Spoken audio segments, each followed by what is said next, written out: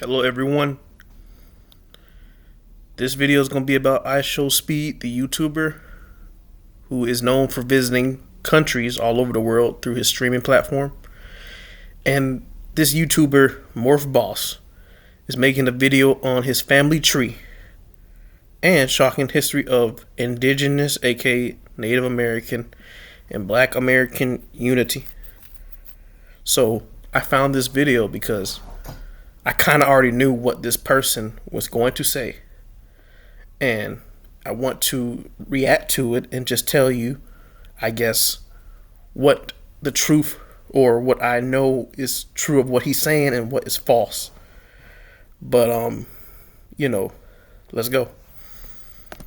Darren Watkins Jr., also known as Ishowspeed, is a Black American from one of the most violent areas in America. And I'm not talking about his hometown, Detroit. I'm talking about the state of Georgia. Wait, what did he just say? Wait, hold up. I gotta replay that. I'm sorry, guys. Darren Watkins Jr., also known as Ishowspeed, is a Black American from one of the most violent areas in America. And I'm not talking about his hometown, Detroit. I'm talking about the state of Georgia. Welsh. Seems like it's Welsh. Britain, right? Darren Watkins Jr. was born to Darren Watkins Sr. and Tiffany Graves. He also said Georgia's one of the most violent states. No, it's not. Because I live in Georgia. It ain't. I mean, we have some violence, but it ain't the most violent state.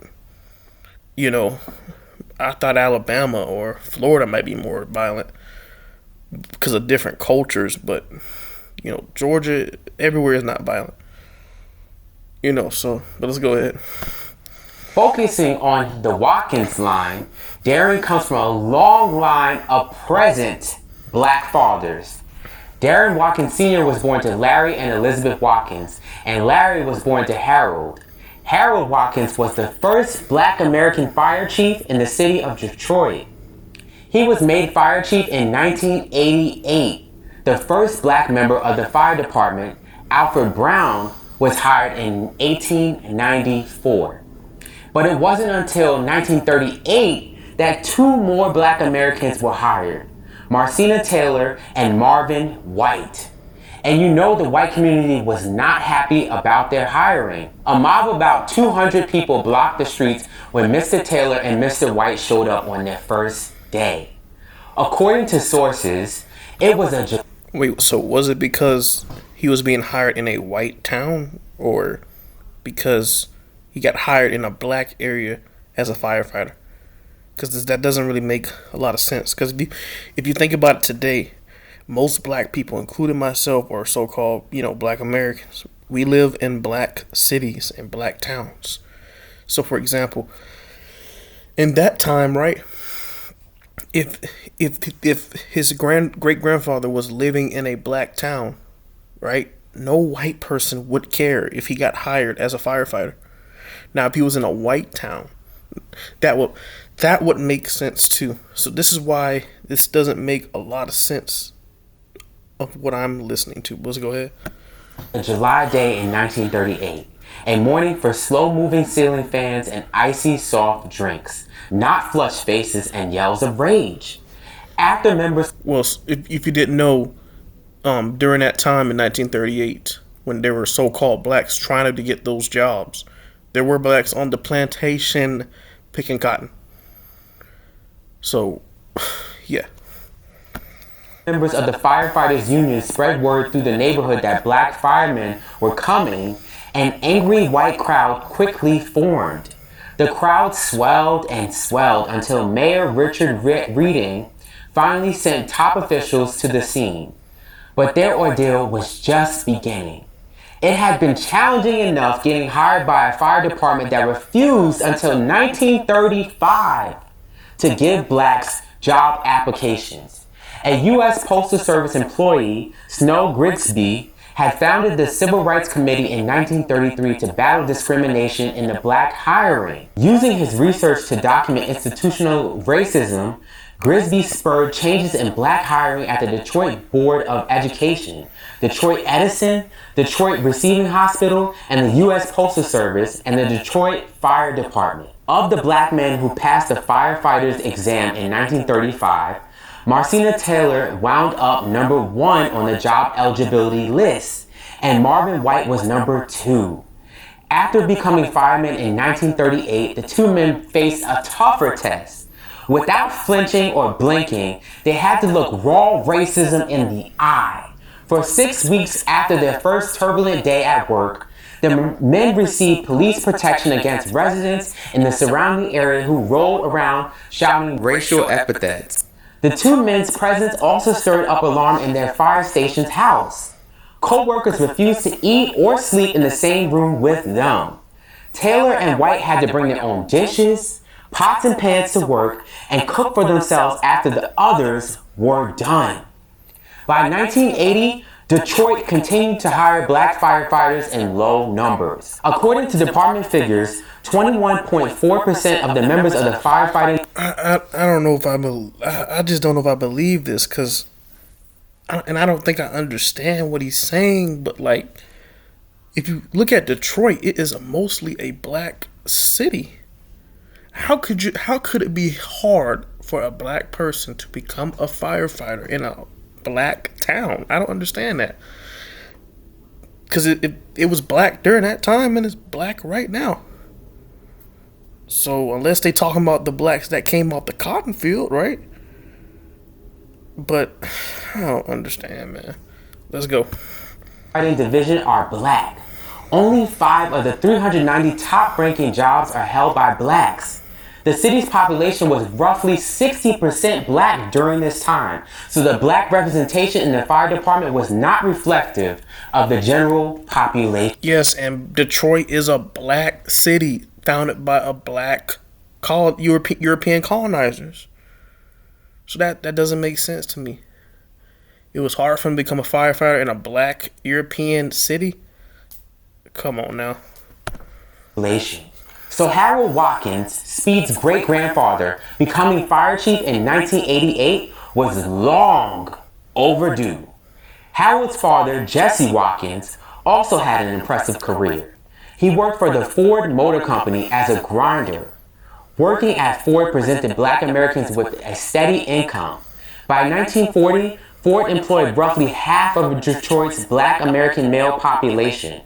With this income, Jesse was able to purchase a home and support his 9 children. Jesse Watkins and his wife Clara McClintock were both born in West Georgia. Jesse was born to Handy Watkins and Susan Chapman, while Clara's parents were John McClintock or McClintock and Mariah Hammonds. Now, this is when Speed's tree takes an unexpected turn. Looking at the white Watkins, Chapman, and McClintock families, we can clearly see that some of the black Watkinses, Chapmans, and McClintocks traveled along with them as enslaved people. Handy Watkins, Speed's 3rd great-grandfather, was born in Coweta County, Georgia, and passed away in Floyd County, Georgia. The town Noonan in Coweta County, Georgia is the same area where the white Watkins family is from. James Ransom Watkins, born in South Carolina, received land grants after the Indian removal and established himself in this part of Georgia. He enslaved about 15 people by 1860. Then there is Handy's wife, Sarah Chapman. 15 people by 1860. Then there is Handy's wife, Sarah Chapman. Her grandfather was Jack Chapman. His birthplace is listed as North Carolina. The white Chapman... Okay, he's kind of talking all over the place, but... So, I have to try to make sure I understand this. So he said either that his so-called white Watkins ancestor was owned black slaves, or his ancestor was a freedman and became a slave owner. So he's explaining it's kind of wrong, but I'm gonna go with the first reason. So, but my question is, if his so-called great ancestor who was a slave owner was white, why is Ishowspeed black today? Right?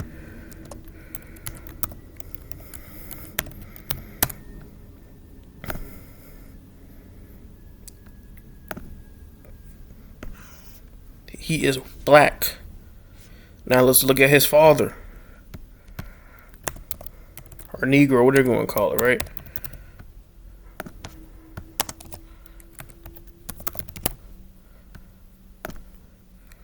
Father looks like what's his name? I forgot his name. That rapper. I forgot his name. I'm living my best life. That dude. I forgot his name. I forgot. Let me type it right quick. Lil Duval. Look like Lil Duval. His dad looked exactly like Lil Duval. Now let's go to shoot. His brother. All of them look Negro, and this is literally 2 generations. Both look Negro. So how in the world could his great grandfather, who owned slaves, right? How could he be white? Right? United States was founded by black Europeans. All the top big cities today were founded by black Europeans. Who cares if there's white Watkins families? They were most likely owned by black Watkins families. It's the opposite, man. So, let's go. Where the white Watkins family is from. James Ransom Watkins, born in South Carolina, received land grants after the Indian removal and established himself in this part of Georgia. He enslaved about 15 people by 1860. Then there is Handy's wife, Sarah Chapman. Her grandfather was Jack Chapman. His birthplace is listed as North Carolina, but established himself in the area where the white Watkins family is from. James Ransom Watkins, born in South Carolina, received land grants after the Indian removal and established himself in this part of Georgia. He enslaved about 15 people. So after, I guess, black Europeans forced Indians out of the, southeast region, blacks were handed their own land to own slaves. That's I guess that's what happened. And if anybody's watching, you probably, clean that up, what I'm trying to say. But yeah, let's go. By 1860. In the comments. Then there is Handy's wife, Sarah Chapman. Her grandfather was Jack Chapman. His birthplace is listed as North Carolina. The white Chapmans in the area were from South Carolina. They arrived in this northwest area of Georgia after receiving land in the Cherokee land grants, and they hoped to strike it rich in Georgia's gold rush. Yes, beginning in 18... Yes, somebody comment, what are these land grants to so-called Europeans referring to?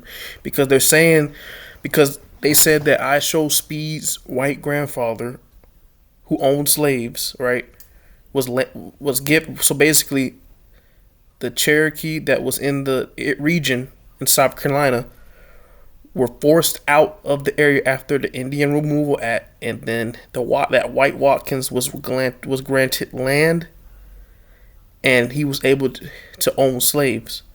And Ishowspeed descends from that person. But if you look at Ishowspeed, and his dad, they're black. So what in the world, was this Watkins really white?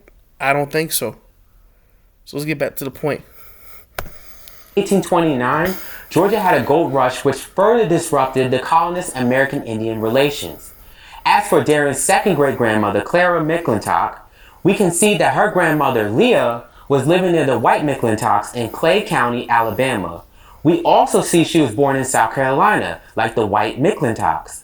On the 1860 slave census, William Richard McClintock has an enslaved woman that is likely Leah, as the birthdates are exactly the same.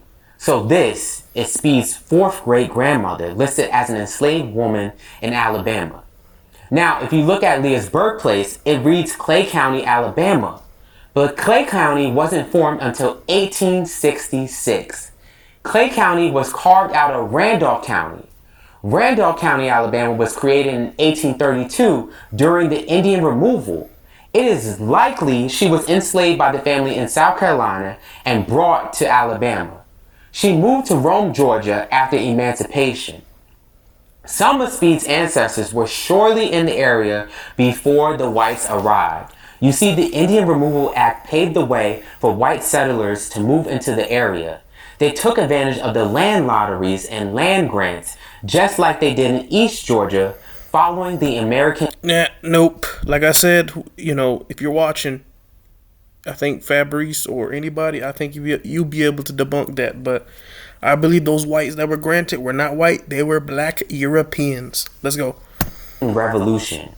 The white settlers who enslaved Speed's ancestors were terrified that the Indian tribes would attack. His ancestors was never enslaved by no white people. They might have been enslaved by black or Indian, but if he's descended from that dude, his ancestors were never enslaved. That means his ancestor was black. Let's go. These American Indian tribes were known for raiding plantations and capturing enslaved people. They would return again and again, depleting the colonists of their workforce and everything they needed to survive. The whites began to associate the American Indians with Negroes because there were so many American Indians who mingled and intermarried with the so-called imported Africans over the years that the colonists could not clearly tell them apart. The white American press referred to the Seminole stronghold in Spanish Florida as the Negro Fort, despite the population being mostly indigenous Seminole American Indians. President Andrew Jackson, the stronghold in Spanish, clearly tell them apart. The white American press referred to the Seminole stronghold in Spanish Florida as the Negro Fort, despite the population being mostly indigenous Seminole American Indians.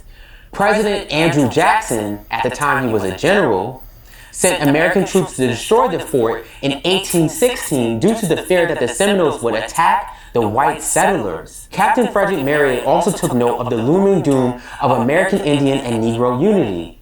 He stated the greatest misfortune which could happen to the United States would be the union of the Negroes and the Indian tribes.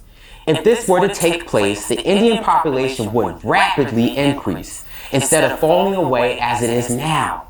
And as then the Negro population would till the ground sufficiently for the support of themselves and the Indians, leaving bands of Indians along the frontier free to attack white settlement. Yes, the colonists were terrified that the American Indians would unite with the Negroes and end their encroachment. Unfortunately, many people talk about the 5 civilized tribes and how they enslaved many Negroes. Only the mixed-race half-white natives participated in large-scale plantation society. Creek leaders and wealthy mestizos continued to discipline slaves. Their plantations held most of the enslaved Negroes in the region. Big Warrior, for example, the leader of the Creek National Council, reportedly cultivated a fine plantation with 70 or 80 Negroes near the Tuckabatchee. These half-European men signed treaties in favor of their European ancestry and consistently disappointed their king. William McIntosh, who was half-white, half-Creek, was hated by his Creek cousins. He was trying so hard to assimilate the Creek nation to the white settler ways, the Creek faction, known as the Red Sticks, murdered him and freed his enslaved people. So it is clear that a small minority of half-white tribal members participated in chattel slavery. Some go as far as to say the 5 civilized tribes were just like the white colonists in their participation of chattel slavery, but clearly this is unequivocally false. The only reason why some tribal members enslaved Negroes was due to the threats they received from the white colonists to assimilate or else. And I quote, No. The reason that the Native Americans enslaved Negroes is because they needed slaves. And slaves spoke Hebrew because they were Afro-Asian. The Native American understood Hebrew and was able to talk to the slave. Whites never enslaved Negroes because whites came from North Africa. It's told that the African barbarian pirates or the Assyrian Empire Moors, right, enslaved white North Africans. Then black Europeans, aka the black British, black French, black Portuguese, black Dutch in the USA that came from Europe, bought, well, I think they fought, but bought those slaves from the African barbarian pirates after war, I believe, and took them to America, Caribbean, and South America, but mostly America, and had them as slaves. The black man whipped and owned white slaves. The Negroes were owned by the Native Americans. We're going to show the difference between both next video. But, I don't really like showing that because it's pretty much slaves, black Europeans, we're all mixed in with each other. So it's hard to explain. But let's get back to the video. On the surface, it would appear that the history of slavery among the Southern Indians closely resembles the history of slavery among the Southern whites. Yet this comparison is misleading, for the peculiar institution assumed a far different character in the Indian culture than it had in the white culture. Indeed, it is difficult to assert that some of the blacks held by the Indians were actually slaves. Among the Seminoles, for example, the slaves, in quotes, were only required to pay a small tribute to their master, say 2 or 3 bushel of corn, or when they raised stock, a beef or 2. This tribute was due annually, and the slaves remained otherwise completely independent. How is that slavery? That sounds like taxes to me. Are taxes slavery? Okay, back to it. The Seminoles were probably the most... They were owned. They were property of the Indian. You had some blacks that lived next to Indians and worked on their land, right? Then you had some blacks or Negroes that were slaves for life. That's the truth. Let's go. Liberal of the 5 civilized tribes in their treatment of slaves. These Indians held their Negroes in a sort of benevolent bondage, and except for their annual tribute of grain or livestock, they were practically members of the tribe. In early 1835, the Seminole agent Wiley said, "The Negroes in the nation have always had a great influence over the Indians. They live in..." So here's the thing. If you're a so-called black slave, my bad. If you're a so-called black person, American with, free black roots, that means that, and you say you have Native American, you say that you're in a Native American nation like Creek Seminole, that means your ancestor was in Indian territory and they mixed with a Native American and became part of the nation. That's what that means. Now, if you're a so-called Negro slave and you have Native American, that means your ancestor was owned by a Native American. And after you got freed, some allowed to be part of the nation. But however, what we learned from the other video of the Native American dude, he said that real Cherokee, real Chickasaw know their clan. I promise you, there are no black people, I'm talking about black people or Negro people, that don't know their clan name in the Cherokee, Chickasaw, Seminole, because they are not Indian. That's why. So, let's go. Live in villages separate and in most cases remote from their owners and enjoy equal liberty with their owners.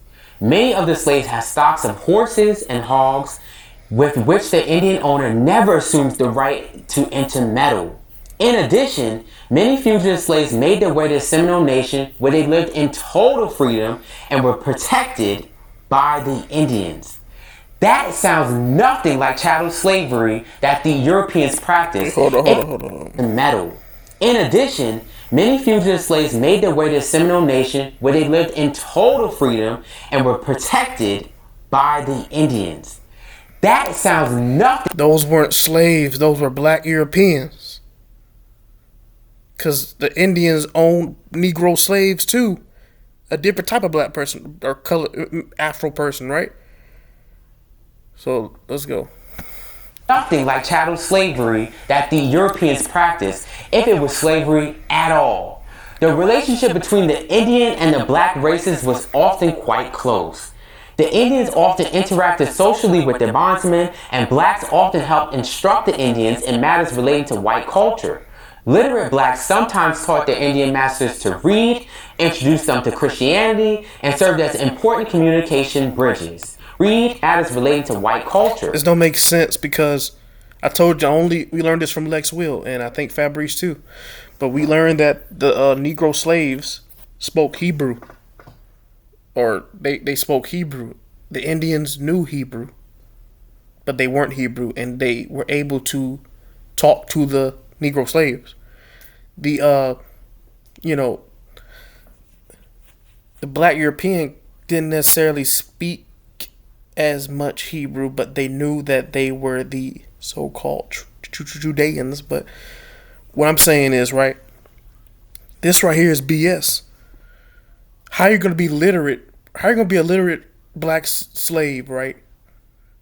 Right? That was once a slave, and then you teach the Indians Christianity, but you were in chains.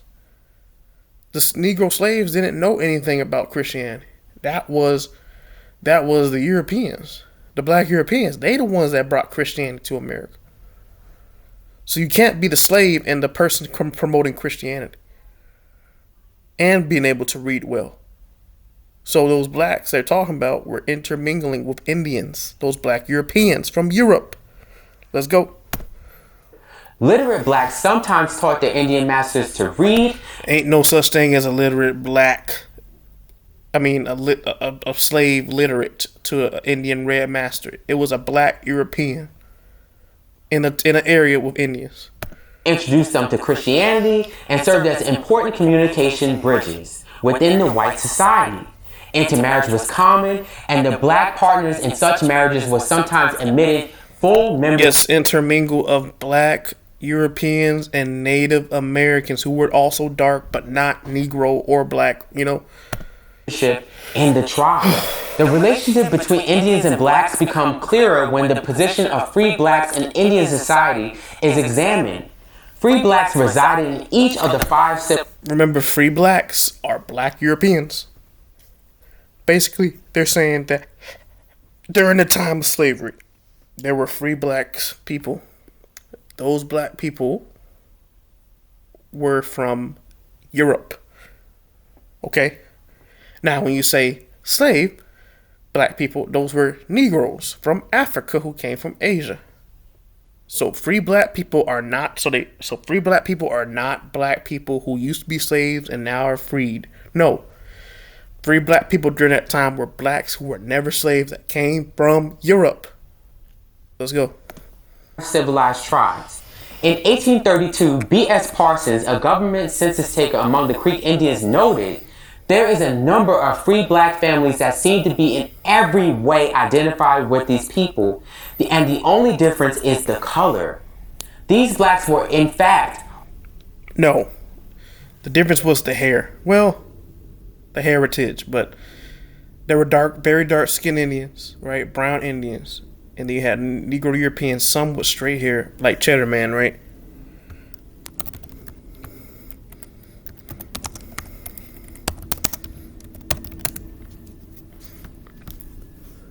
Cheddar Man, right? So